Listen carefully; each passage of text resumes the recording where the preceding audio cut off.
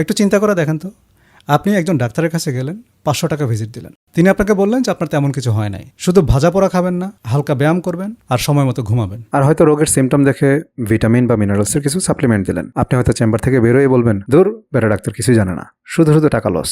অথবা ওই 200-400 টাকার সাপ্লিমেন্ট কেন দিল সেটার জন্য তাকে ফার্মা কোম্পানির কমিশন এজেন্ট ধরে নেবেন। কিন্তু সেই ডাক্তারই যদি আপনাকে বলতো, আপনার তো ভয়াবহ অবস্থা, 2000 টাকার ভিজিট নিল, 20,000 টাকার টেস্ট করালো আর 10,000 টাকার ওষুধ লিখে দিল, আপনি হয়তো টাকাটা খরচ করতেন আর হয়তো ভাবতেন ডাক্তার আপনার দিকে খুব ভালো নজর দিয়েছে।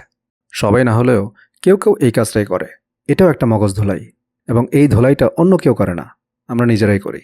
একজন ডাক্তার যখন আপনাকে নেহাত দরকারি কিছু ওষুধ দিচ্ছেন এবং লাইফস্টাইল ঠিক করতে বলছেন, নিজের কোনো জিনিস বিক্রির জন্য আপনাকে ব্রেইন ওয়াশ করে তার পকেটে ঢোকাচ্ছেন না, তখন বুঝবেন তিনি কেবল আপনার পকেট না, আপনার জীবন বাঁচাচ্ছেন, তাকে বন্ধু বানান। অনেক সময় কিন্তু আমাদের পারসেপশন দিয়ে আমরা ডাক্তারকে ইনফ্লুয়েন্স করি। আমরা মনে করি যেটা যত বেশি দাম দিয়ে কেনা হয় সেটাই তত ভালো, অথচ সুস্থ থাকার জিনিসগুলো কিন্তু প্রায় ফ্রি অথবা অনেক সস্তা।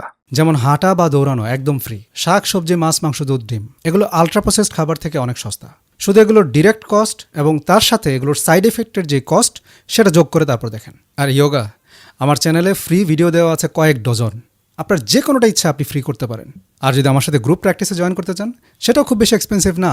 আর লাস্ট, পর্যাপ্ত ঘুম, এটাও একদম ফ্রি, যদি আপনাকে দোকান থেকে ঘুম কিনতে না হয়।